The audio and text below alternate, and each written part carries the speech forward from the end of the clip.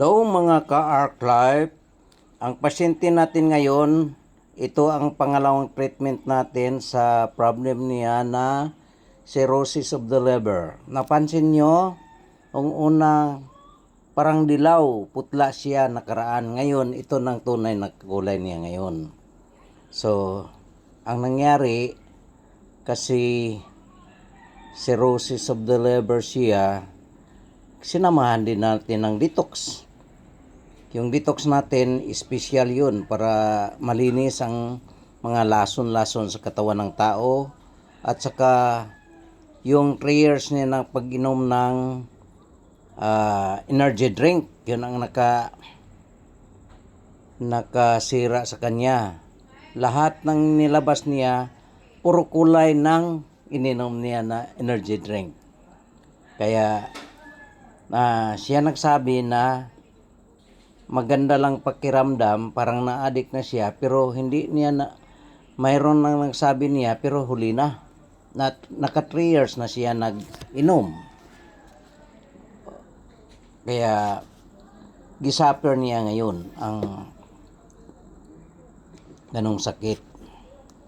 Kaya, tinulungan natin siya kasi naglapit sa atin.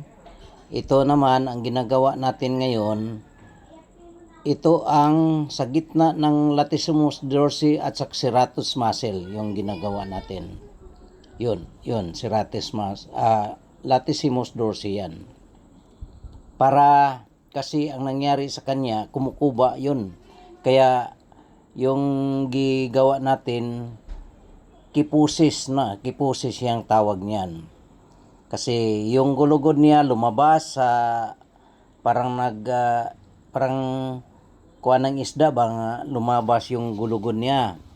At saka ang ginagawa natin, turn to right side para sa parang nagkuhan siya scoliosis, kaya ginawa natin. So ngayon ito naman ang ginawa natin, pinalambot natin itong iliac crest, tapos yung sunod yan ang ginawa natin sa kanyang quadratus lumborium.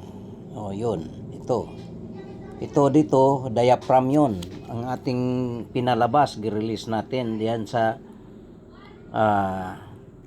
ribs niya, bandang 7 to 10, yun, diaphragm, nagbagsak kasi yun Kaya yun ang ginagawa natin ngayon, kasi sa pulso ko, ang mas lalong apektado niya kasi napalabas na niya yung napundo niya sa liver, no? Mas lalo pang hanggang ngayon, nakatusisyon na siya, mayroon pa ring pulso sa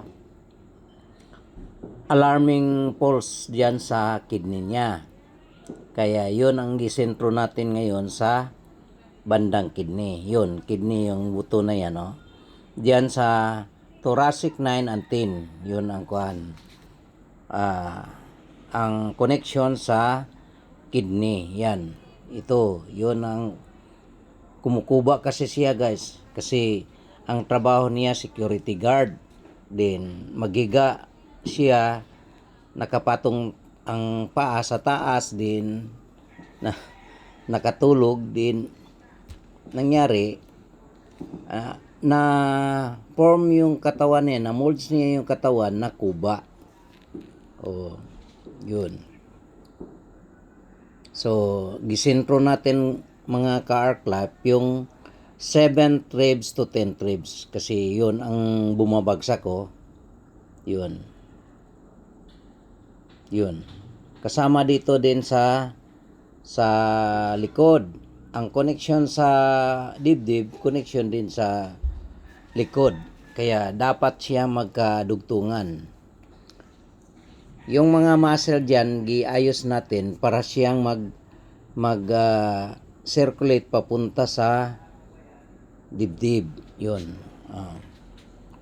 Makita ninyo mga ka-Arc Life, medyo tumutuwid na siya, hindi na siya kuba.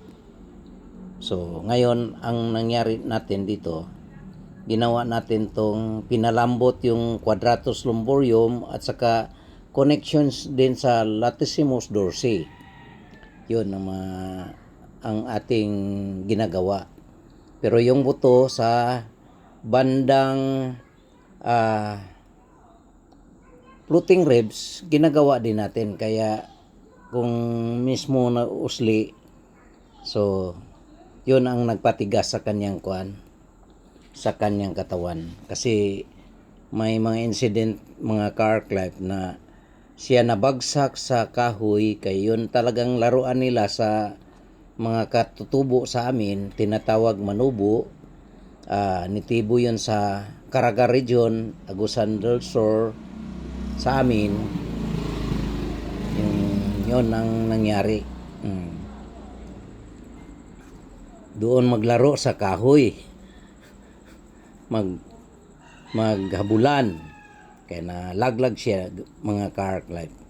Itong ginagawa natin, gimaneuver natin through sa tuhod, pero huwag ninyong gayahin yung mga guys kasi delikado yun, gulugod yun. Kailangan kayong mag-aral muna.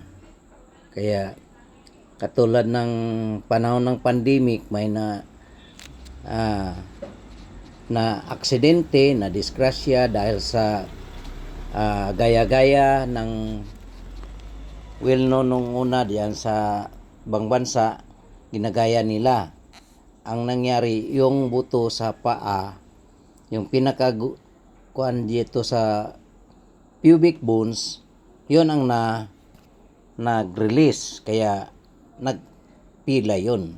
Sobrang sakit yun. Kaya kailangan dito seryoso na magawa.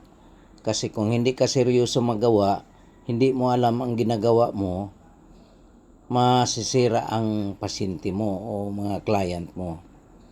Sa akin dito, 37 years na marami na akong natulungan. Kahit mga imposible pa sa ibang mga practitioner, manual therapy o kaya yung mga bone sitter o kaya mga chiropractor. Kaya sa akin din na training din ako niyan. May mga certificate ako niyan tungkol sa mga training diyan. Pero ang ginagawa ko, kung anong natutuhan ko, ginawa ko ng sariling sa akin. Nagawa ko ng sariling metodo. Kasi kung alam mong mga ka-arc life, ang buto nga pilay, alam mo kung paano i-solve yun. So, yun ang bintaha sa akin. Sa pulso pa lang, nalaman ko na ang saan ang pilay. Sa pulso pa lang, naalaman ko kung saan ang problema sa organ. Anong nangyari sa organ. Kaya yun, dahil sa pag-aaral natin at saka experience, makatulong tayo sa iba. Kaya yung ating pasyente ngayon, nagbalik siya dahil guminhawa ang pakiramdam niya.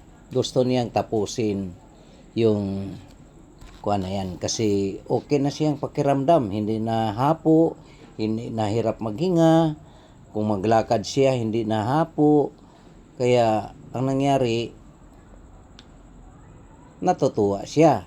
Palagi siyang sinasamahan ng asawa niya, ginakumbinsi para ang asawa niya nag-support din kahit sa kahirapan nila. Ang may tindahan sila, ipon-ipon talaga nila, ipon-ipon hanggang makabuo sila sa kanilang pangailangan sa therapy, bone alignment. So ngayon, ito mga car life, bandang 5th ribs at 4th ribs, kasi bumagsak yun. Yun ang ginawa natin. Basta makapa natin na pila yun, gawin natin kung saan patungo para matulungan natin ang pasyente. Katulad yan, bakit na ginawa natin to sa right side? Kasi bagsak yun, nakuba siya, yung likod, umuusay sa likod yung gulugod. Kaya Yun gi-maneuver natin para matulungan siya. Yun ngayon gihagod siya kasi yun ang pilay niya. Siyempre kumukuba siya, nag-slam down yung ribs niya. Kaya ang ginawa natin, gipaangat natin. Reverse yun sa chiropractic stroke, no? Nila. Kasi pag hindi mo i-reverse yun, mapilayan pa sila. Ang pasyente. Kaya yun, no? Nakikita natin maganda ng balat, maganda ng forma ng katawan. Tingnan mo nag-itim mo, yun ang dati pang forma ng kanyang gulugod. Sa bandang lumbar hanggang thoracic, mula sa baba hanggang pangat, hanggang thoracic 5 yun. Lumbar, thoracic 5 hanggang ganon. Then may pilay pa siya sa bandang thoracic 3 and 4 kasi yun ang koneksyon sa lever. So ngayon, unang sesyon, gipokus natin sa lever. Ngayon, pangalawang sesyon, kung anong nakita natin sa pulso, diagnosing, yun ang sinunod natin kasi paano naman kung ginawa natin ang lever pero nagingalo naman si kidney. Kaya doon tayo nakapokus sa pilay sa kidney. Mahilig kasi to siya magbuhat mga guys kasi ang mga needed sa amin palaging magdala ng mga mabigat sa likod, no? So ang palagi nilang ginagawa, ang ulo medyo apektado, pati likod kasi